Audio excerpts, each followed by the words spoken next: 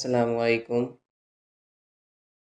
सब्ज़ मिर्च को फ्रिज में रखने से पहले धोकर उसकी ऊपर की डंडी उतार दें। इस तरह मिर्चें काफ़ी देर के लिए ताज़ा रहती हैं।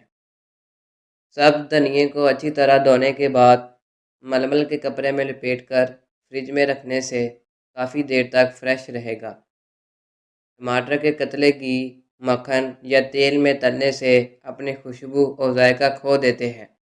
अगर खुशबू और जायका बरकरार रखना चाहते हैं तो इनको चर्बी में तलने से इनकी खुशबू और जायका बरकरार रहेगा।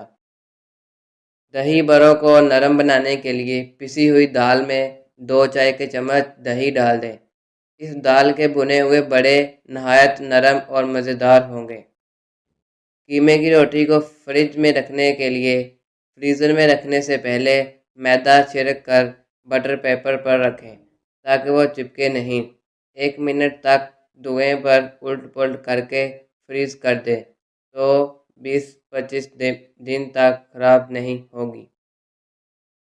अगर मिर्च तेज़ हो जाए तो एक प्याज ब्राउन करके अखबार पर फैला दें। थोड़ी देर में खस्ता हो जाए तो हाथ से कुचल कर सालन में डाल दें और 1 लीमू का रस डाल दें, मिर्च कम हो जाएगी। अगर सालन बनाने के बाद शोरमे का सब्ज़ी के ऊपर घी या तेल न आ रहा हो, आधा चम्मच इसमें कसूरी मेथी शामिल कर दें। चंद सेकंड के अंदर तेल या घी ऊपर आ जाएगा।